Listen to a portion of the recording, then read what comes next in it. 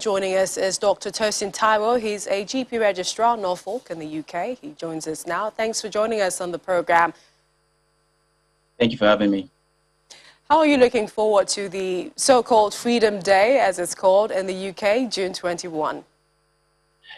Well, we were looking forward to it, but obviously, as everybody has heard, with the new Delta variant out there, there's a lot of uncertainty out there. We'd planned holidays, meeting up with friends.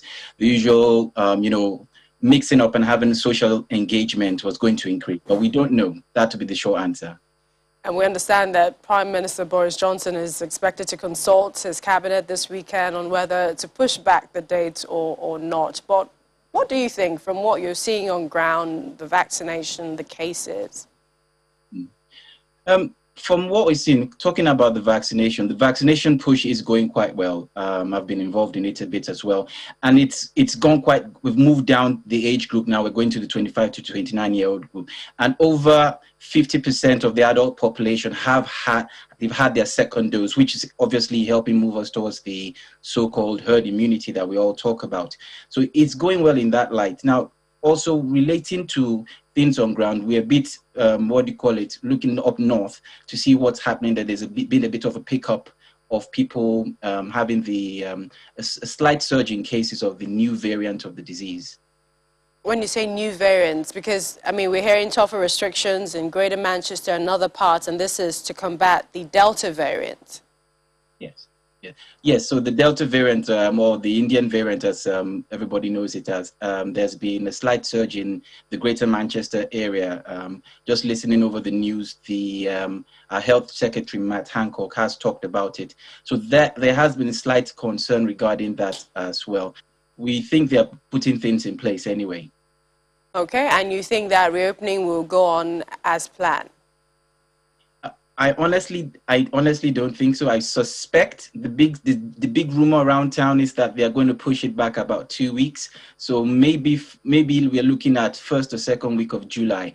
At least that way, the logic probably behind it is that we will be able to have given a larger percentage of people the second dose of the vaccine.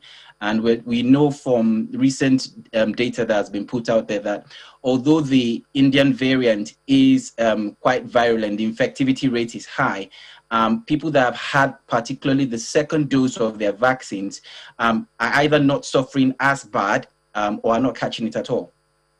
So still talking about, vaccinations, we hear that UNICEF, for example, is calling the G7 countries to send 20% of vaccines to poorer nations by August. What's your take with the way vaccination is almost drying up in continents like Africa and a few other places?